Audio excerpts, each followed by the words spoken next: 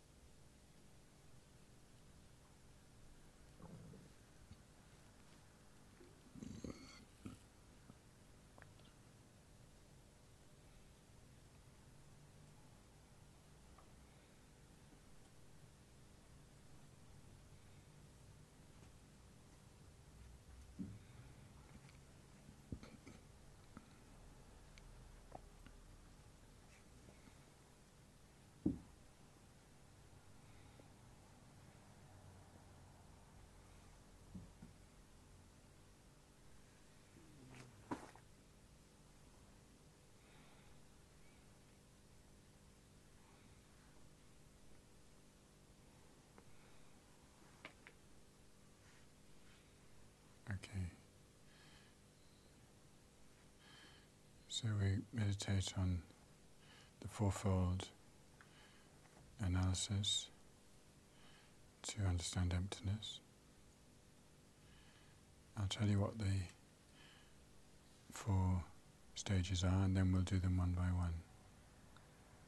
The first one is to identify, ascertain the object of negation, which is the self that we normally grasp at to be inherently existing. And once we've identified that, we then make a logical conclusion that it must be either one with the aggregates or separate from them. It can't be, there's no other third possibility. And when we become really clear about that, then we investigate, first of all, whether it's one with the aggregates, and secondly, is it other than the aggregates? And then if at the end of that we couldn't find it either one with or other than, we have to conclude that it doesn't actually exist. And at that point, there can be an experience of it not existing. And that is emptiness.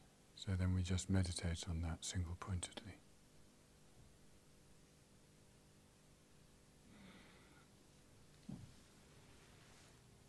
And we need to go through the analysis, because otherwise we can't meditate on emptiness just by stopping thinking about self.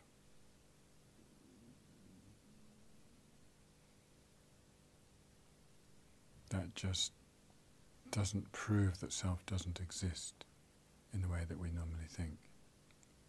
Stopping thinking about it is like blanking out for a time. It's not meditation on emptiness. The meditation on emptiness comes after discovering that something that you always believe deeply to be there just isn't there.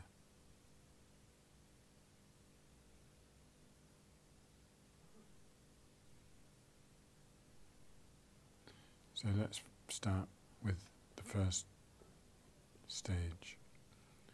Something that we've always believed deeply to be there is this inherently existing person who right now is sitting here.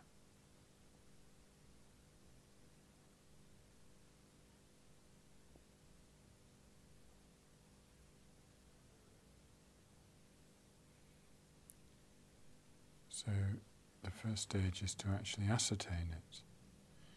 So do we feel that it exists in a certain part of us, for example? Is it located somewhere?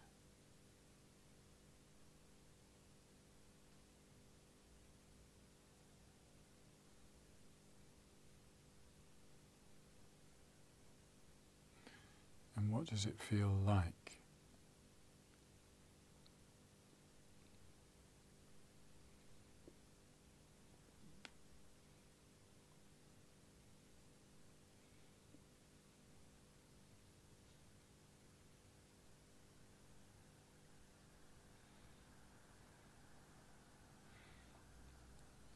Sometimes it helps to just occasionally say the word me and see what comes to mind.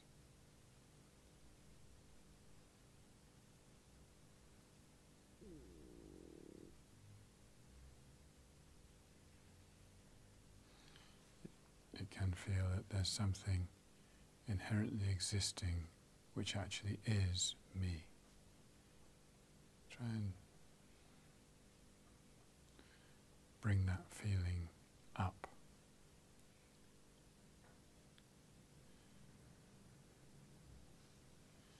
And then try and look at it from different angles to try and see what's it actually like, this inherently existing me. What's its shape, its size, its colour, its density, its texture. Try and get a feeling like you're getting to know it.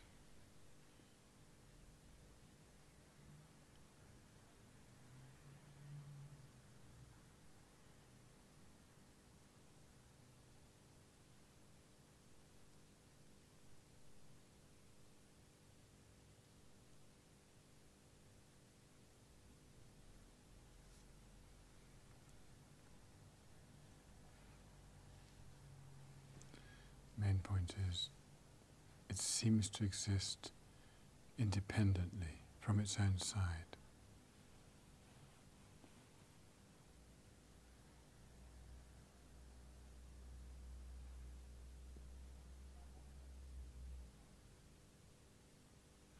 Under its own power.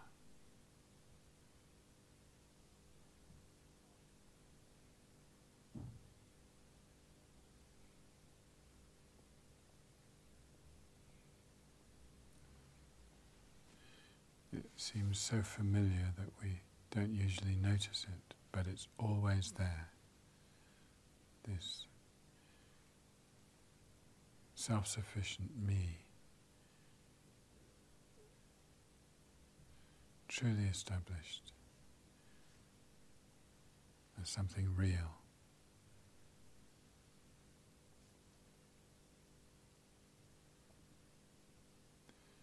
You can imagine yourself in certain situations, how you perform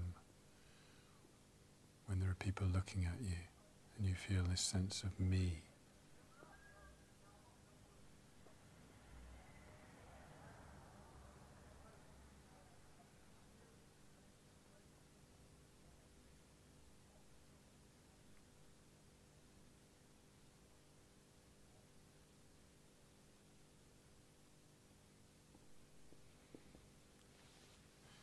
You can examine yourself when you feel particularly good about yourself or when you feel particularly bad about yourself. And in both cases there'll be an inherently existing me that you believe in.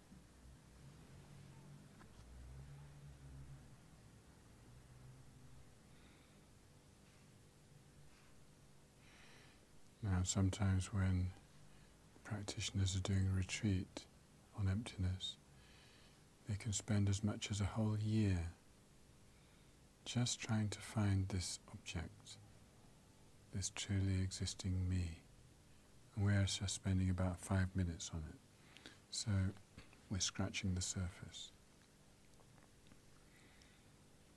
To really get to it, you need to do this over a long period of time. So first of all, make a determination to do it beyond today.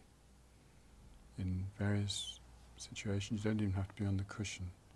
So try and find out, what is this inherently existing me that I normally believe in like? What is it like?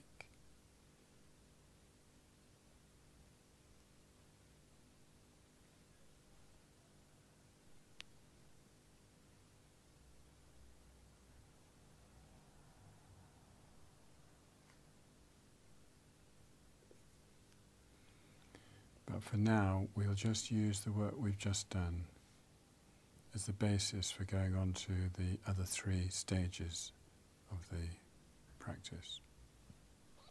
So just put it to one side for a moment, and now we're going to examine the logical statement that it must be either one with or separate from the aggregates, and there is no third possibility.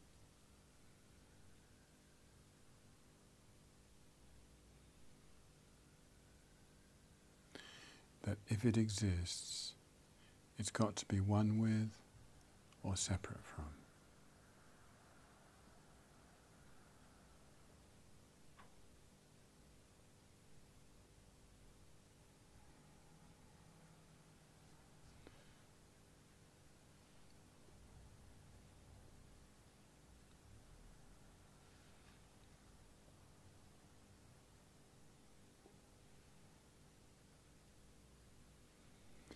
If it was both, then there'd have to be 2 of them.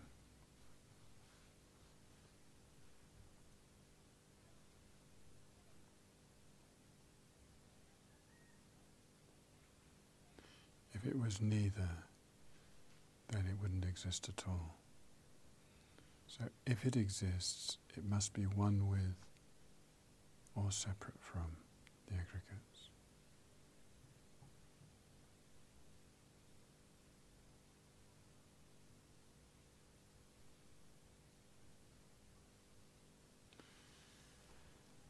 Okay, so let's explore this, and let's just remember what the aggregates are.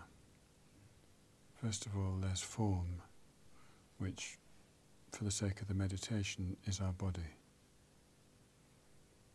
our material being. Secondly is feelings, which in this context means feelings which are pleasant, feelings which are unpleasant, and feelings which are neutral. Thirdly, there's discrimination or recognition, which is just knowing one thing from another, being able to identify things. That's the third aggregate. The fourth one is called compositional factors. And broadly speaking, it's the mental factors which direct us to action which leads to result. So some of them are virtuous, and some of them are non-virtuous. And these mental factors have an impact on our karma. And so it's called compositional factors, because it's what composes us into the life that we have now.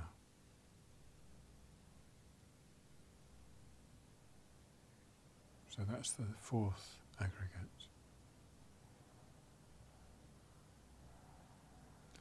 And the fifth aggregate is simply consciousness, which is the clear and knowing aspect of our being, which functions through vision, hearing, smelling, tasting, touching, and mental consciousness. It's just consciousness in general, the basic consciousness. So these 5 aggregates are what a person, such as oneself, is composed of. This is called the transitory collection, because this is the collection that began at conception and finishes at death.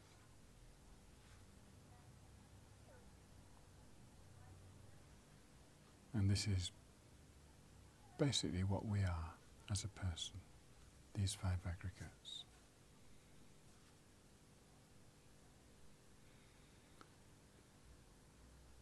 So now let's take this inherently existing person, or me, that we feel ourselves to be, and see, can it be one with these 5 aggregates?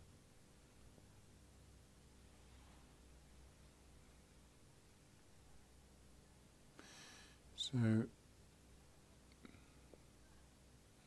there's various problems of it being one with them.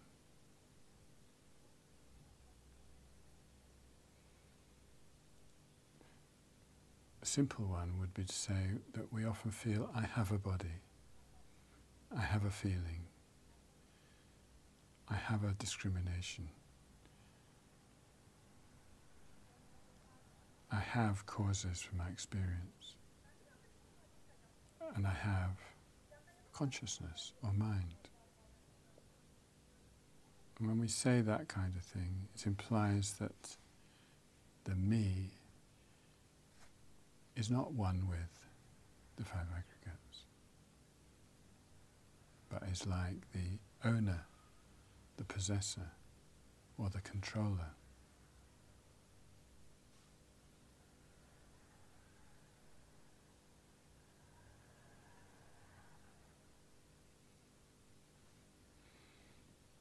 Also, since the 5 aggregates are 5, if this me was inherently existing,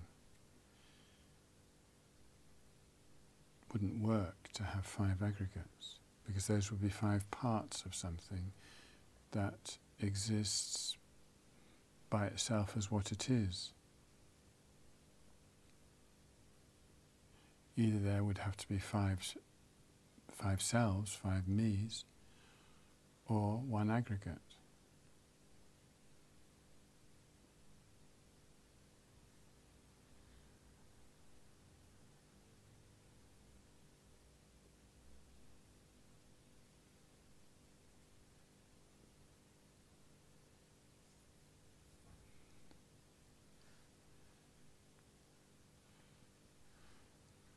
Each aggregate is made up of many parts and is changing moment to moment.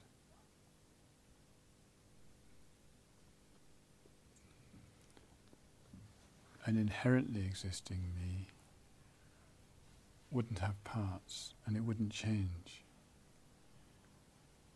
It would be something which stays the same and is a whole in itself.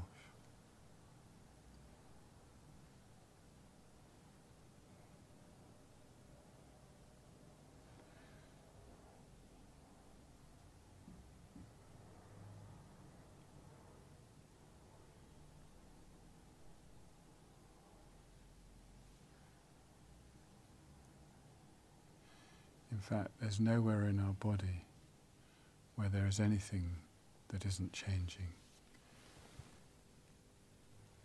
or divisible.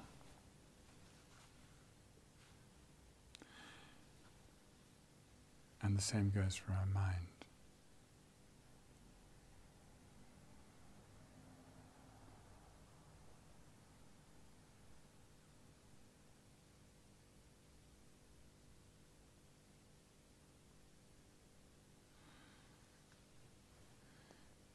So for all these reasons, and actually others that we haven't covered, we can conclude that this inherently existing me, which I feel myself to be, actually isn't one with the aggregates. It's got a different relationship with them.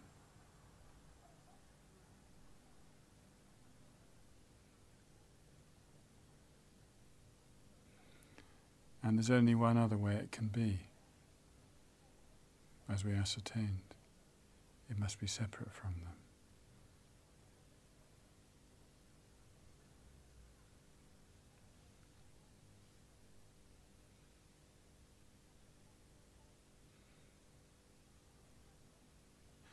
Now this is also problematic.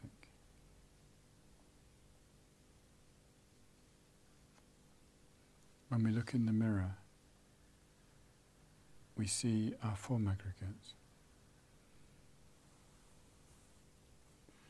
And we feel, that's me.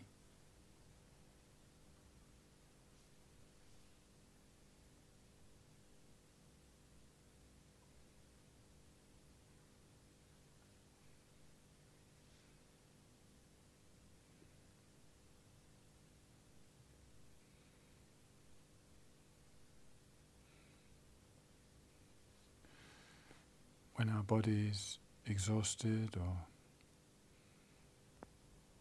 comfortable, we will say things like, I am exhausted, or I am comfortable.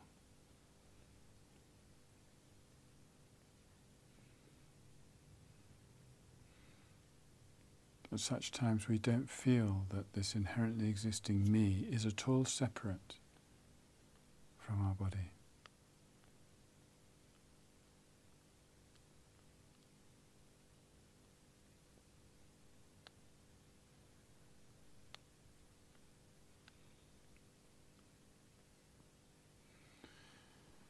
What about our mind? Again, one or two examples. If we're feeling great, we can feel as if our whole mind is just full of positive joy and energy. Somebody says, how are you? How are you feeling? I'm on top of the world. That's not referring to our body. That's referring to our mind.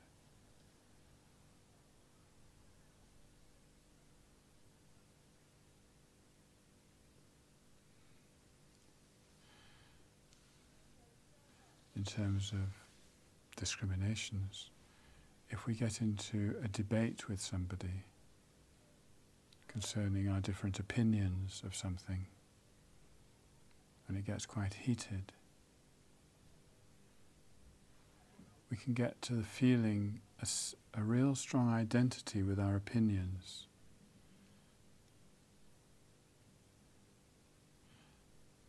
To the extent that it feels as if I am my opinions or beliefs.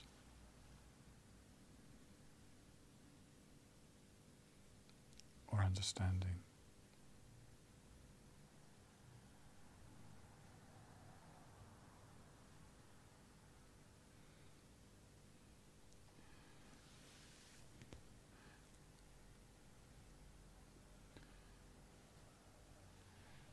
And finally, it's said, at no time, anywhere,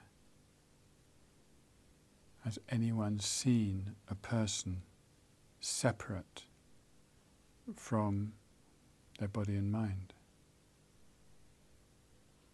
If there were an inherently existing person separate from the body and mind, where could it be?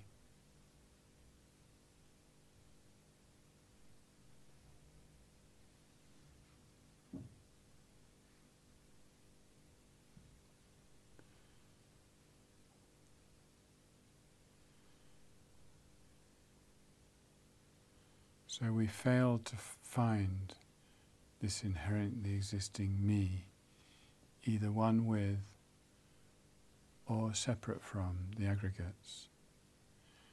And we've also ascertained there's no third possibility. That means it doesn't exist. That's the only option.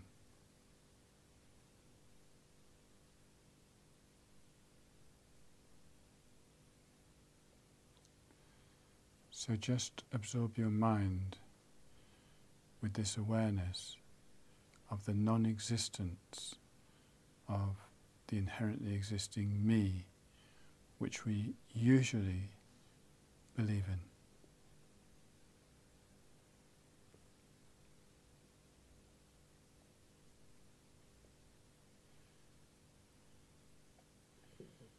Just experience the absence of that.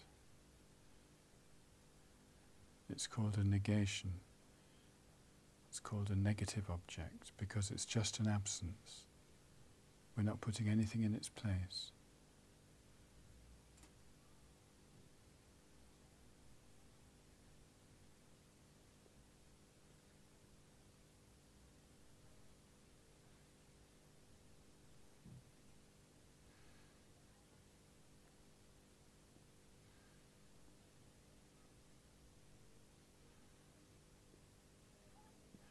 And try to gradually feel comfortable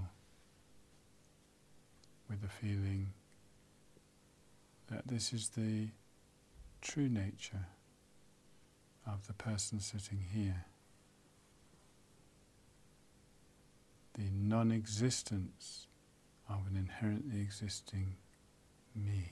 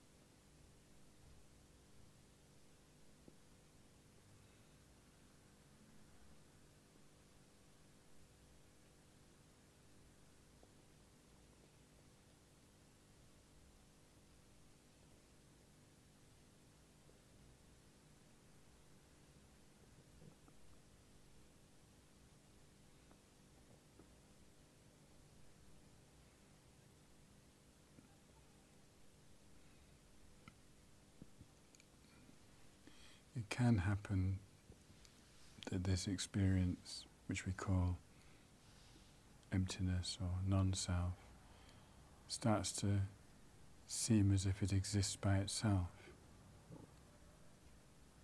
which it doesn't. So if the appearance to your mind of emptiness seems something self-existing, just be aware it's interdependent with the mind experiencing it. And both the mind and its object emptiness are empty. Ultimately, you can't find anything because they only exist relative to each other.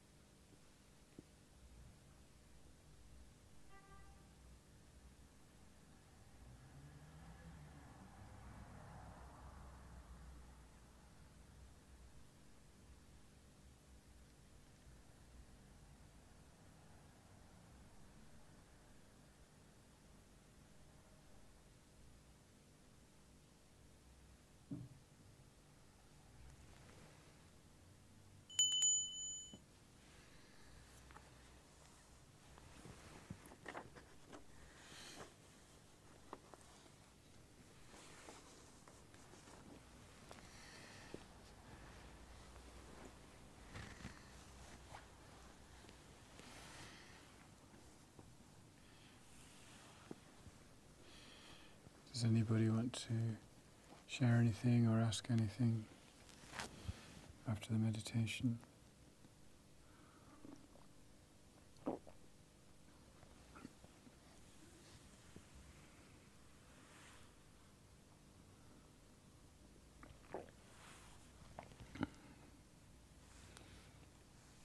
Okay, well, I'll take it that everything's okay and that you just want to let the experience sink in.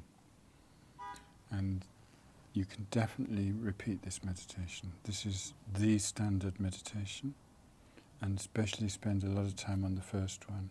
Even as you're going about the streets, wherever you are, whatever situation, keep trying to work on identifying the usual experience of an inherently existing me, until it becomes so tangible you feel you could hold it.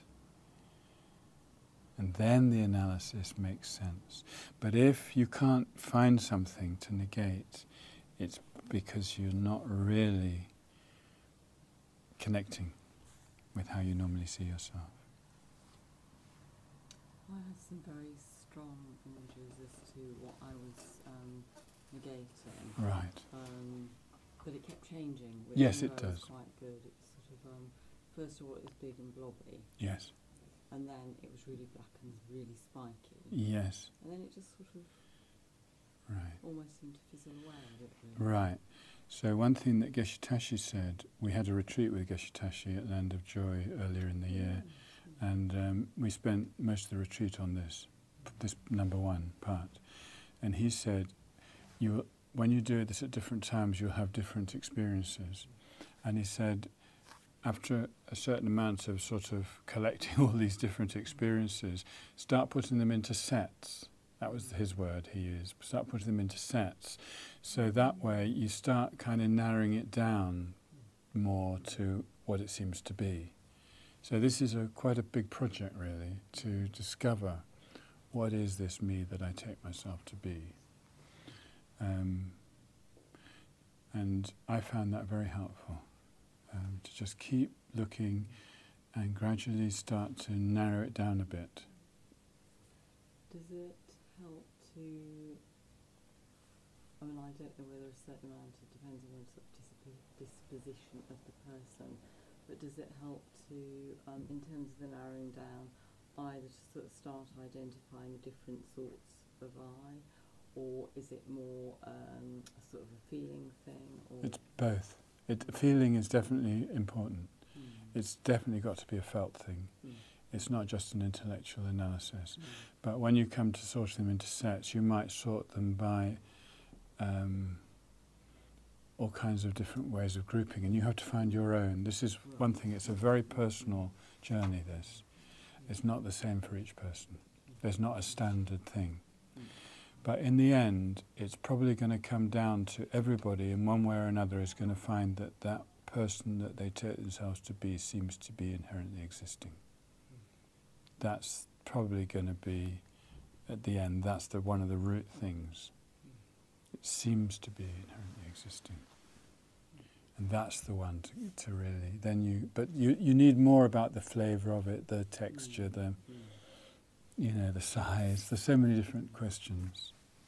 The density, the position. Also, you'll find it feels different in different situations, so you can, clarify it in that way as well. Yeah. Is the idea behind that, and that until you're clear what the object of negation is, that you can't really negate it until you know what is in Exactly. The analogy is that if you've been robbed and you're invited to come and do an identity parade, unless you know what the thief looks like, you're not going to be able to identify it. And this inherently existing me is like the thief. It's thieving all our good fortune. But we need to know what it looks like so that we can eliminate it from, or we can actually put it in prison or whatever the analogy is. But anyway, we can deal with it. Yeah. So, trying to identify this sense of self. Yes. Something we're working on recently with the course, and what I found seemed to be quite. You could see where it was if. So you're driving the car, for instance, or I don't know. Yeah. My instance, I'd be swimming at a certain Yeah. time. Yeah. And, Yeah. Yeah. Come on, and Yeah. Yeah. and you could kind of feel it then. You Yeah. can feel it's definitely there. Yeah. Yeah. Yeah. But then, if you're meditating, if Yeah. you're on the cushion, Yeah.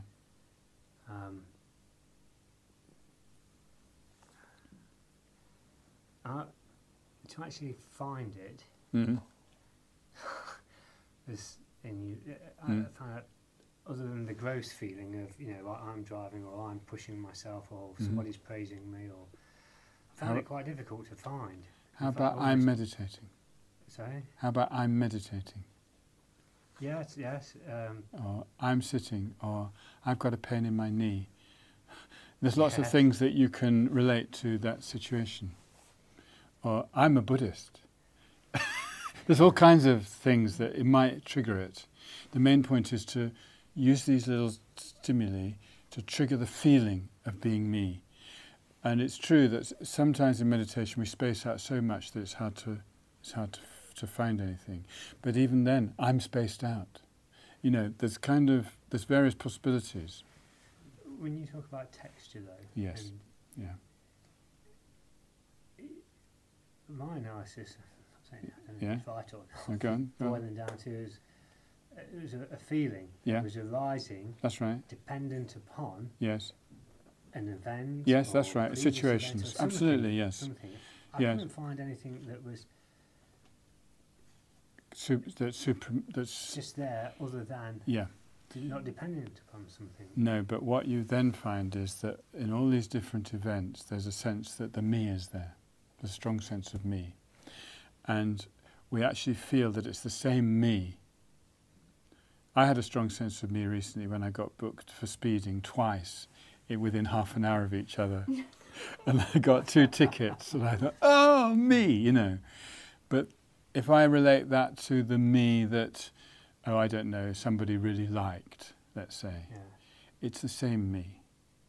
And then, although the feeling is different in the 2 situations, I actually feel it's the same me. And so then this is where the grouping, putting them into sets and groups comes in, because you can start to kind of collect them and start to see, well, what have they got in common? Or then you might think there's a whole set here that are in a different nature, and so you can start to play around with it. Boring everybody. So that bit there, Yeah, I might be contradicting myself now, but yeah, that sense of Paul, me, Yeah. when he was a schoolboy at 8, yeah, and that sense of Paul who's Yeah. the bloke now at 45, yes. is the same. I think it is, yes. There's that Yes. I can definitely say. There that's you the are then. strong one. That's Okay, so now you've got a me over time during my life. So that's definitely a set, isn't it? Yeah. Good. That's the way. I think that's what Geshe-la meant, to start putting things into sets, and that's a very good one. Yeah, yeah, yeah.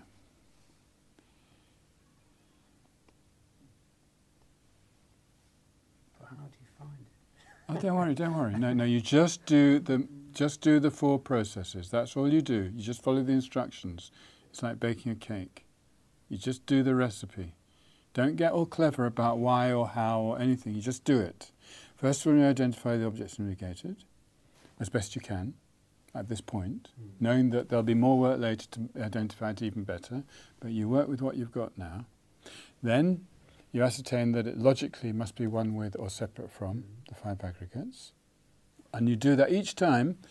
Probably once you've done it several times, it will be quicker to do it, because it'll be so familiar that you won't take long to get to be really sure about that. But you've got to become sure.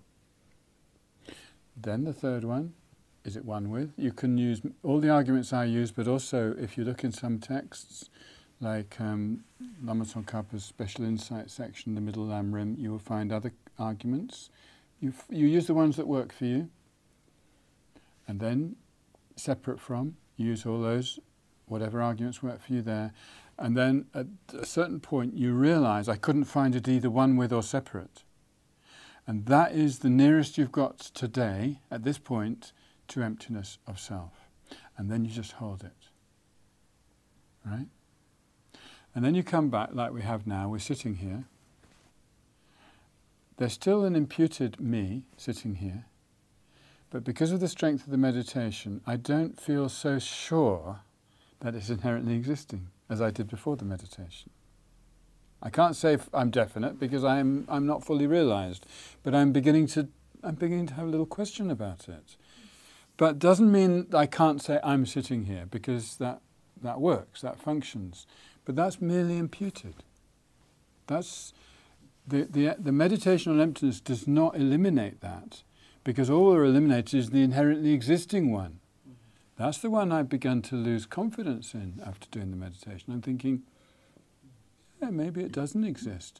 And then you can also say, well, does it really matter if it doesn't exist? And you start to think, well, I don't need it.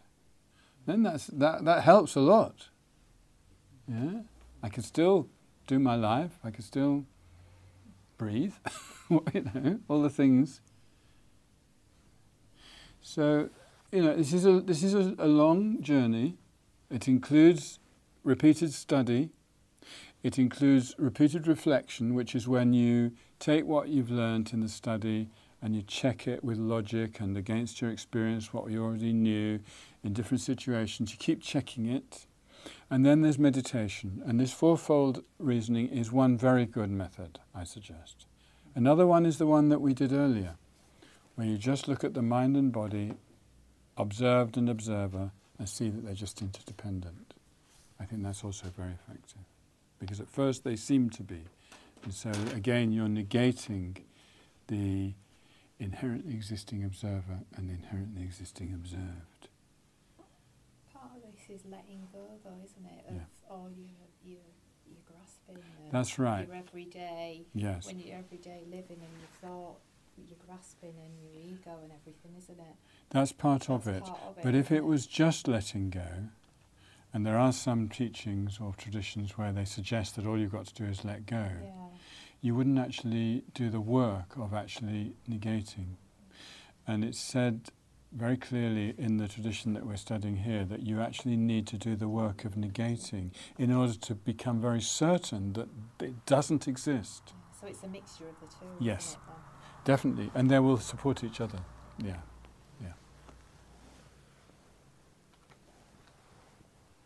Okay, good. So we'll just do a bit more on the text. And we've reached verse 6, which is page 10 in our commentary.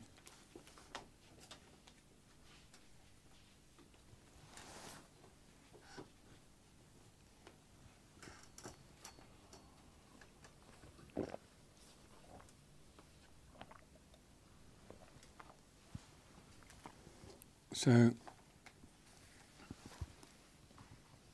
the mere direct perception of forms and so forth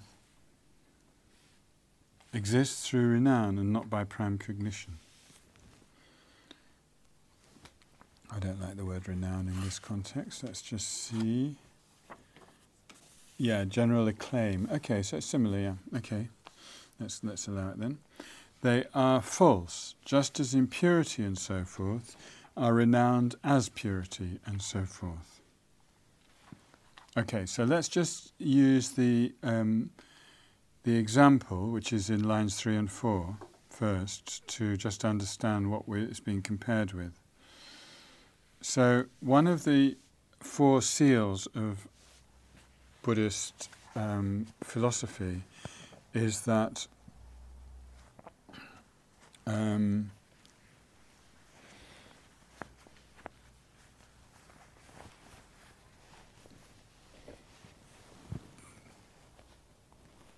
all impure things are suffering, and this includes all the things we're attracted to in samsara, such as bodies, or we could use food as an example, or other material objects of desire. When we're attracted to them, Imagine that there was a bowl of strawberries in front of you right now. I don't know, maybe you don't like strawberries. So choose something you do like a bar of chocolate that you like, or whatever. Or you can use it's used for counteracting lust, so you can imagine the body of somebody that you find desirable. And at that time it appears to be pure in the sense of appearing to be something beautiful, something positive, something good, something desirable. And our desire exaggerates it into being wonderful and minimizes any thoughts of it not being attractive. Whereas actually these things are by nature impure. They actually tend to rot if they're not looked after.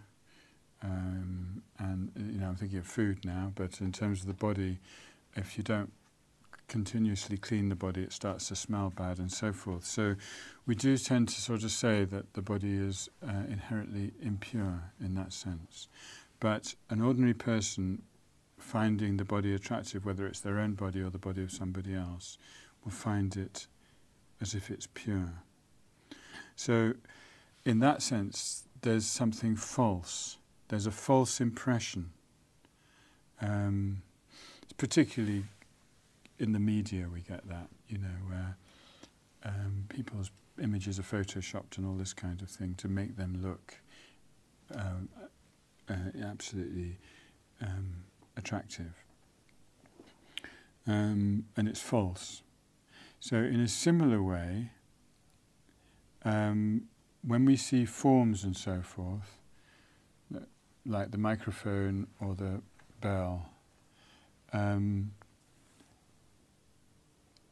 where it says mere direct perception, it means actually, for instance, seeing it with your eyes, or touching it with your hand, or tasting it if it's a taste, or hearing it if it's a sound. What's the third? Oh yeah, smelling it if it's a smell. All of these are called direct perception of forms. And as soon as whenever we directly perceive them, we almost immediately, sort of the next moment, we feel that they exist in themselves as what they are. And it says here that this is through renown and not by prime cognition.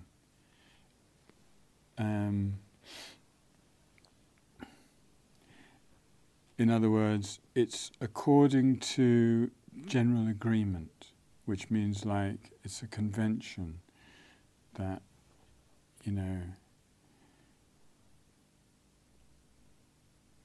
like say somebody said, I'm just going out to Tesco's to get something to eat. Then by renown we'd all know what they were talking about. Yeah? As if Tesco's exists from its own side.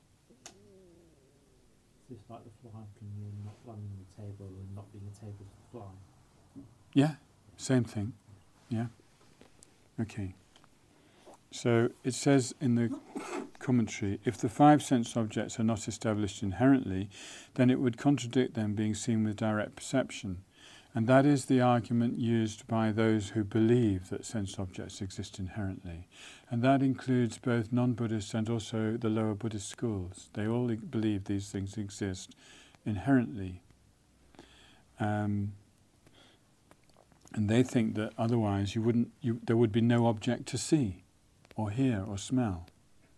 They can't sort of posit the idea that something could exist through being imputed by mind. They can't. That's beyond their comprehension. It's counterintuitive. So Shantideva answers, this is not valid. The prime direct perception of form and the other objects is merely a prime cognition of the renowned illusory aspect. So the renowned, I don't like the word renowned, but anyway, by renown, this is a microphone. That's what renowned means. This is known to be a microphone. This is known to be a bell. And so that means that when I see it, I see a microphone, because it's known to be a microphone. It's like when you're very little, and you're your parent teaches you language. They teach you such that you will know that's a watch, but it's only by renown. It's not because there's actually a watch there, it's that you learn to put watch on it. You learn to know it as a watch. Okay? So that's really what Shantideva is saying. The prime direct perception of form and the other objects is merely a prime cognition of the renowned illusory aspect. It does not establish their suchness. Okay, so this prime cognition does not establish their emptiness of inherent existence, which is their reality, and does not become a prime cognition in relation to their suchness. In that case, as even ordinary individuals would see suchness, that means if it did establish their suchness, then everybody would see suchness. There would be no need to generate a superior path. Also, the quote from the King of Concentration Sutra, quote, "The eye, ear and nose are also not prime cognition, is to be understood as refuting them being prime cognitions of suchness." Suchness is a word which means as it is. So, as it actually is, it's not a microphone. It's something beyond that. Because as we said, for a fly it's not a microphone. So ultimately it's not a microphone. It's only a microphone through renown. Okay? Among humans who know microphones, basically. Okay. Argument. If forms and the other objects do not exist inherently, then how can they be renowned? So this person who's finding it difficult says, well, if they didn't exist inherently, how would anybody know what they were? And although being renowned, how are they false? And the answer is, functionalities are false in the same way as the impure body. It says of a woman here, but what's nice is that it's degendered in this translation, which I much prefer, where he says, polluted substances regarded in the common view as clean. Example, there seems to be a consensus among ordinary people that the body is pure, while in reality it is polluted and impure, for which is composed of various impure elements. Okay. The thing is, the reason why it mentions a woman's body is because it was written for monks, and it was, trying to put them off being attracted to a female body, but it doesn't work anymore. It actually puts people off Dharma sometimes. So we have to find another way of expressing things. And Thubten Jinpa has managed to do that. He talks about corporeal impurity. So in general, the body, it looks very nice. Well, mine doesn't, but in general, they look quite nice. But actually, when you look inside, then they're composed of all kinds of smelly and impure substances. So it's using this as an analogy. Okay. So functionalities are like that. The microphone similarly seems to be a microphone, but actually, if you look from the other side, it's just a collection of parts which we label microphone. There is no microphone from within it. Okay. Everybody comfortable? Yeah, good. Okay. So then there's refuting through quotations. So then there's showing the sutras which state that compounded phenomena are impermanent and so forth to be interpretative. Okay, so in some places the Buddha taught that things that are produced are impermanent. So Shantideva says in 7ab, for the purpose of introducing transitory beings, the protector showed functionalities. So functionalities are things which are impermanent and so changing moment to moment. And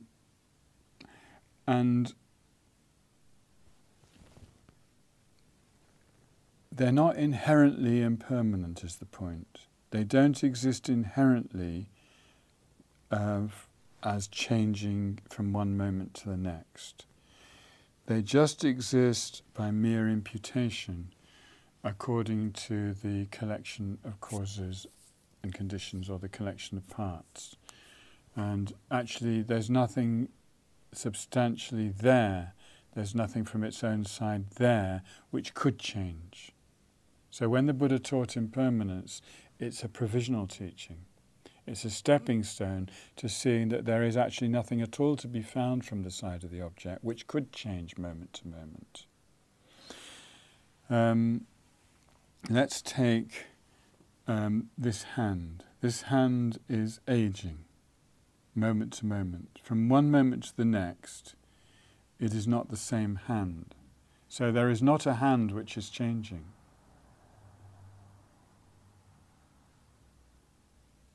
There is just an imputation at any moment of a hand. But from its own side, there isn't anything that's changing.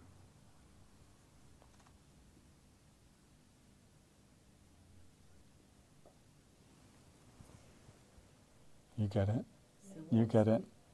So what's the aging bit? Aging is a word for the fact that, it's gradually decaying.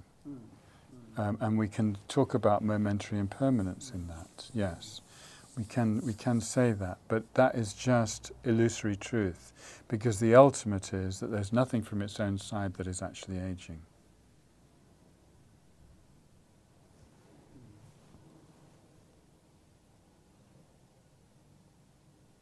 There is nothing from its own side that is aging.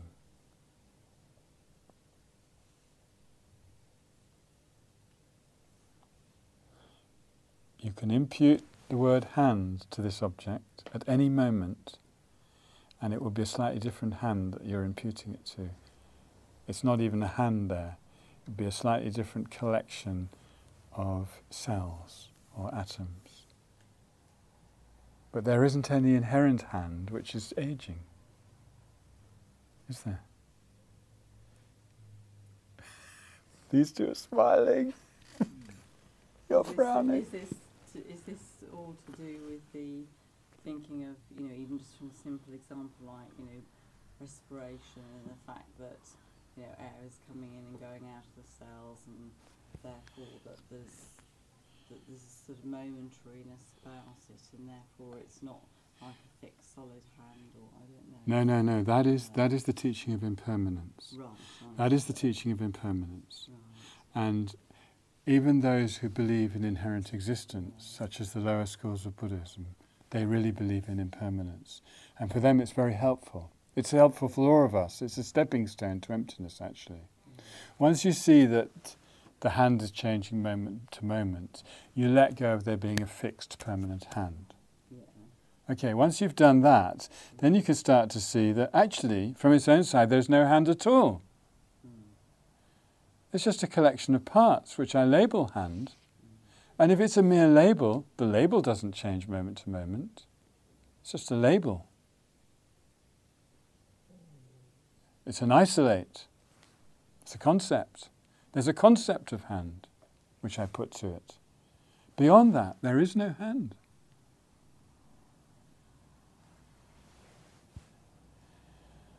Sometimes it seems easier with a microphone. Well, because a microphone, it's not sort of, like living and breathing and stuff. Let's do the parts of the hand. Is this thumb a hand? No. Is this finger a hand? Is this finger? No. Is that no? Is this palm a hand? No. Well, this hand is simply a collection of those parts. So if none of the parts is a hand, where is the hand?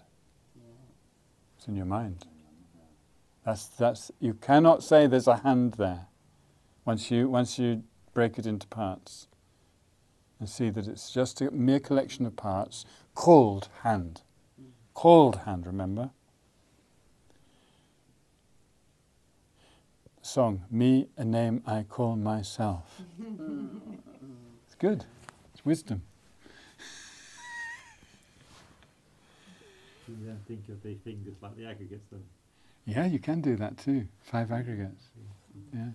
But then, is this the self that owns them all? Yeah. Okay. Perhaps uses the analogy of the hand with the main mind and mental factors. That's also helpful. Up to a point. Yeah. Any analogy has got its own temporary purpose. So he's saying here that impermanence is like that. So let's not get hooked on that it's actually impermanent. It's just a teaching as a help, as a stepping stone. Okay, then in the next line, 7c, they are not momentary in suchness. Suchness, remember, means emptiness. In their actual mode of being, they are not actually momentary. And he says that they're not momentary in suchness because in suchness they are not established as one or many. So the moments, there's not one moment in suchness and there's not many moments in suchness, so it can't be impermanent, ultimately. Okay. And then it goes to the next one, refuting that one is in contradiction. So then refuting that they are not even established as illusory. Okay, so somebody wants to say, well, they can't even be established as illusory. If said to be contradictory even with the illusory, yogis are not at fault in the illusory. They see suchness in comparison to the world.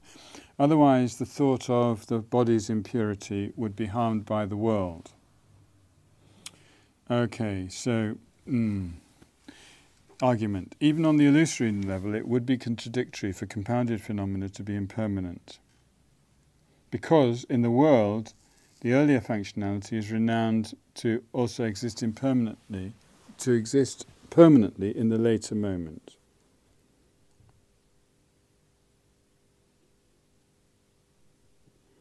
So what this argument is saying is that common people do not see momentary impermanence.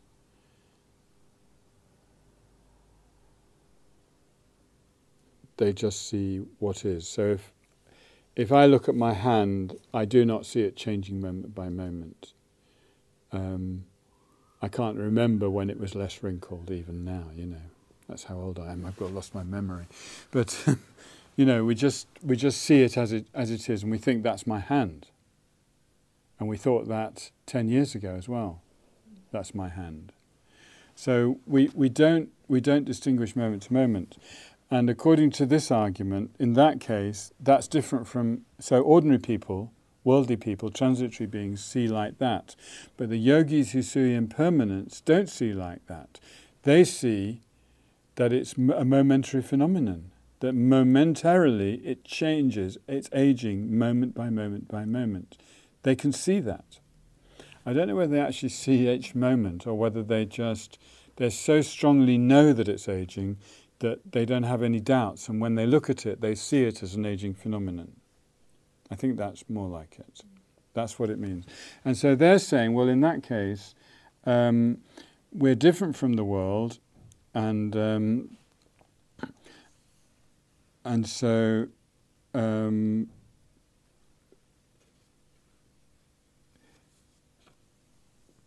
and therefore, what we see is a yogic perception.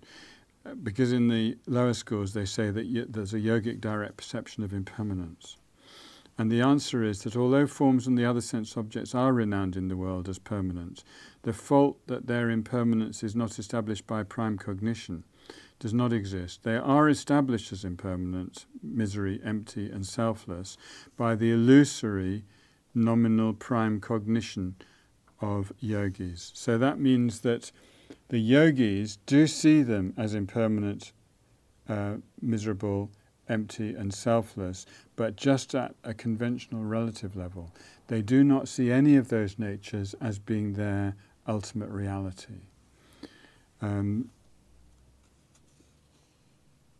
And then the argument, this is in contradiction to the statement that seeing impermanence and the other characteristics is seeing suchness.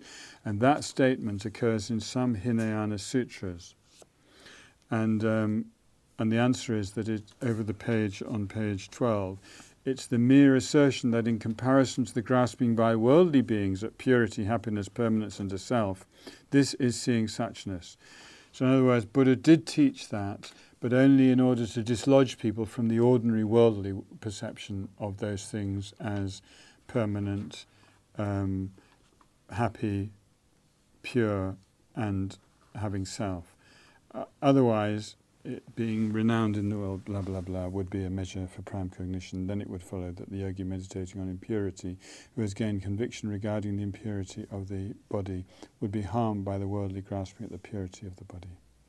Okay, it's not harmed by that. So once you've seen the truth of something, you can no longer be damaged by the general consensus, which is different from what you see. You actually know that the general consensus is wrong. And then there's a thing about merits, 9ab. Merits from the illusory like conqueror equal the ones from a truly existent.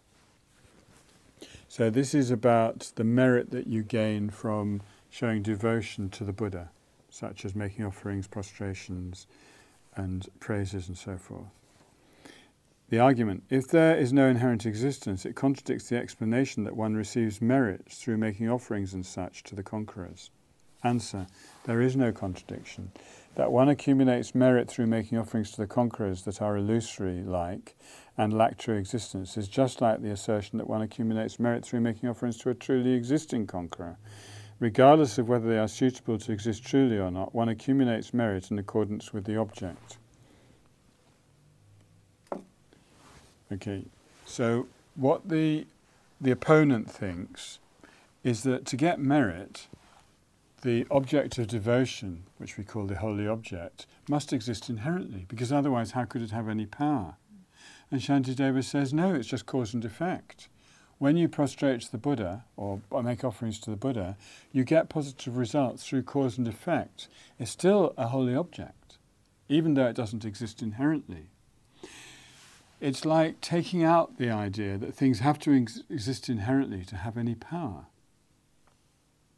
They can have power due to the cause and effect. In the case of the Buddha, the cause and effect was 3 countless eons of generating bodhicitta. Gave the Buddha the power to benefit others when they show devotion, when they make offerings or do prostrations or whatever, make praises. Then there is benefit from the holy object. But that had its own causes to develop that potential to do that. It doesn't have to exist from its own side to have that potential. It comes about as a result of the causes the Buddha created on the path.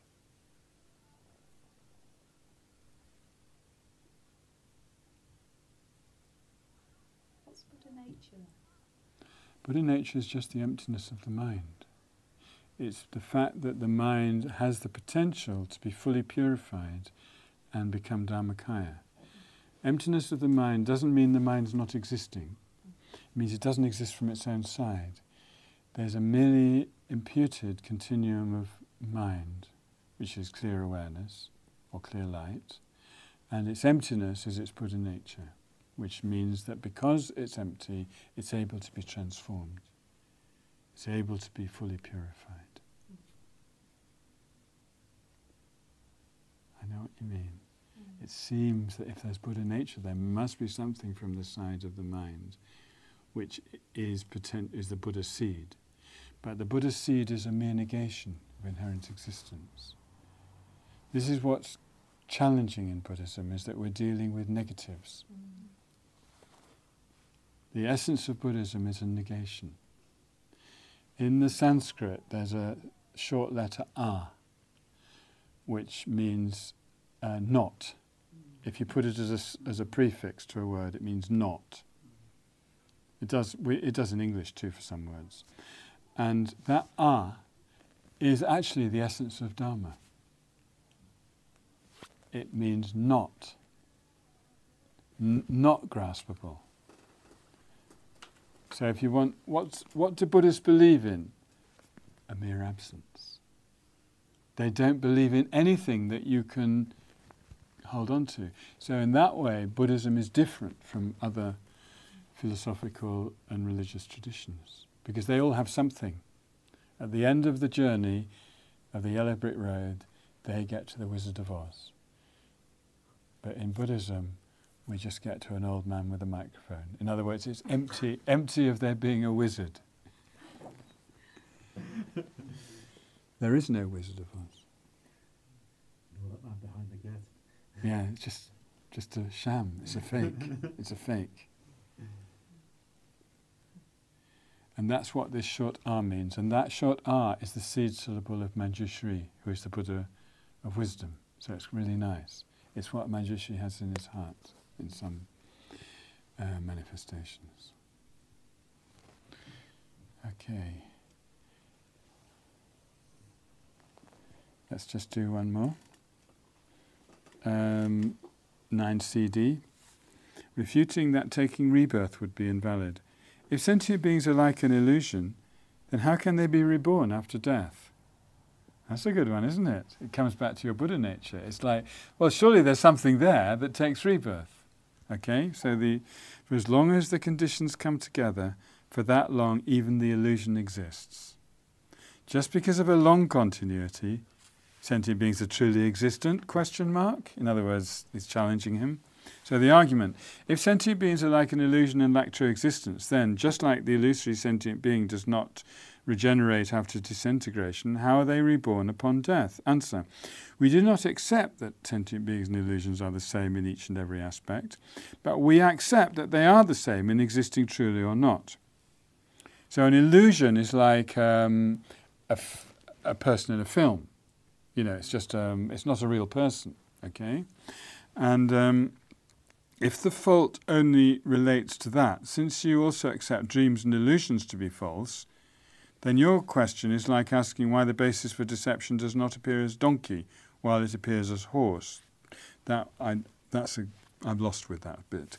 Then for falsities, as long as the conditions are complete, for that period of time the illusion exists. Similarly, for as long as the conditions of ignorance and so forth are complete, sentient beings will take rebirth. So that's quite important. It's not because there's something inherently there, it's simply because of ignorance that we keep taking rebirth. The mind is gripped by grasping at something which doesn't exist at all, and that creates the force to keep throwing us into new births. It's not the same as sentient beings exist for beginningless time, and then answer, top of page 13. It follows it's invalid to assert the distinction that sentient beings exist truly merely because they exist for a long time, that illusions are false because they exist for a short while. If one analyses this, then one would need to also accept a difference in the true and untrue existence of dreams and illusion, as they have a difference in length. The recent dream one can remember as one eon or as one day. Okay, so in other words, the fact that sentient beings are beginningless does not mean that they must exist inherently. They've still got this driving thing of ignorance from beginningless time, which continually creates the 12 links of dependent origination, which continually brings about samsara. And that's why we're sitting here today, because the beginningless ignorance, the beginningless 12 links, has brought us here now as sentient beings to sit here. Okay? But once that's broken, then the mind is free from that driver to keep taking rebirth. That state is called nirvana.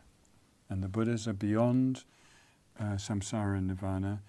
It means that their mind is completely clear of having to take rebirth, having to die. They can manifest birth and death for the benefit of others, but they're not bound to birth and death in their own sort of being. Okay. So that's break time, and it's a short break again. It's Oh no, it's not. It's half an hour. That's good. I think we need that. Do you need a half-hour break? You don't feel a need for it? You probably will by the end of the afternoon now, because we've got an hour and a quarter session after the break. So it might be good. We could have 20 minutes and then just have a little look round and see how everybody Okay, wants all to right, do we'll have it. 20 minutes. Is it reasonably clear? You look as if you're nodding more now than frowning. I think you're on a bit of a roll now. It's coming a bit clearer, yeah? I mean, to prepare for this weekend, I had to read this about 5 times. And I do find the English difficult, as I said, and this book is much easier, but nevertheless, it's quite good to work at it hard. When you're studying at Nalanda, you'll be using this, so you might as well get used to it. Yeah. Great. So you might make a recommendation for the book. Well, yeah, have that as a, as a support. Yeah. Okay.